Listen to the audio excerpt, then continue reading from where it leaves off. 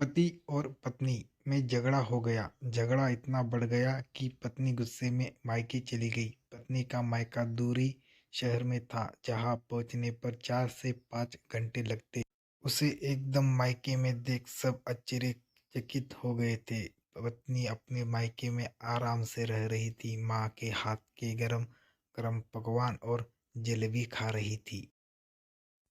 उसके वहां पहुंचने के बाद लॉकडाउन लग चुका था। शायद लॉकडाउन भी उसके मायके आने का इंतजार कर रहा था। इधर उसकी अपनी पत्नी से बात किए हुए 1 हफ्ते से भी ज़्यादा हो गया था। उसके पति ने भी उसे फ़ोन नहीं किया था, क्योंकि वो भी उससे बहुत नाराज़ था। पति घर पे अकेला ही था। उसे जो कुछ बनाना था उसे बना के किसी तरह अपना गुजारा कर रहा था। पत्नी को अपनी पति की याद सताने लगी। अपना ही मायका उसे अब काटने को लगा था। उसने अपने पति को फ़ोन घुमाया। जब पति ने फ़ोन नहीं उठाया तो उसे अब पति की चिंता भी सताने लगी थी। उसके दिमाग में कई तरह के ख्याल आने लगे और वो रोने लगी। आखिरी बेटी का असली घर तो उसका ससुराल ही होता है। उसे आज खुद पे बहुत गुस्सा आ रहा था, क्योंकि उसने गुस्से में आके बहुत बड़ा कदम उठा लिया था।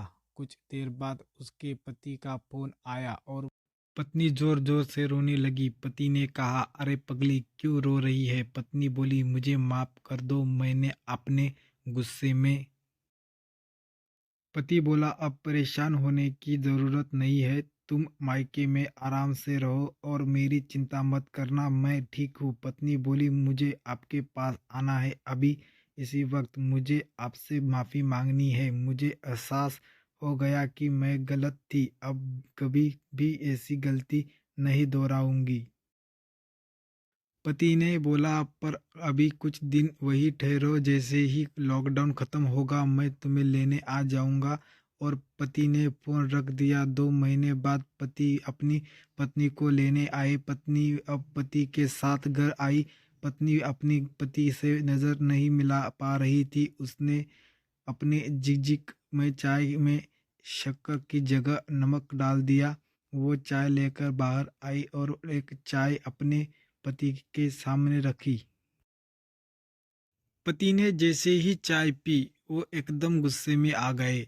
उसने अपनी पत्नी को चाय पीने को कहा। पत्नी ने एक सिप लिया। फिर क्या था? उसने कहा, मैं दूसरी चाय बना के लाती हूँ। पति ने अपनी पत्नी का हाथ पकड़ा और कहा, तुम ऐसे ही गंवार रहोगी? पर हाँ, आज की चाय भले ही मीठी नहीं है, पर नमकीन है, बिल्कुल तुम्हारी तरह, जो हर रोज कुछ न कुछ करती रहती हो। फिर लास्ट में सॉरी बोलकर फिर मुझे मना लेती हो। पर हाँ, एक बात जरूर बोलता हूँ, मेरी अर्धांगिनी हो तुम। यह हंसता जीवन भी तुमसे है।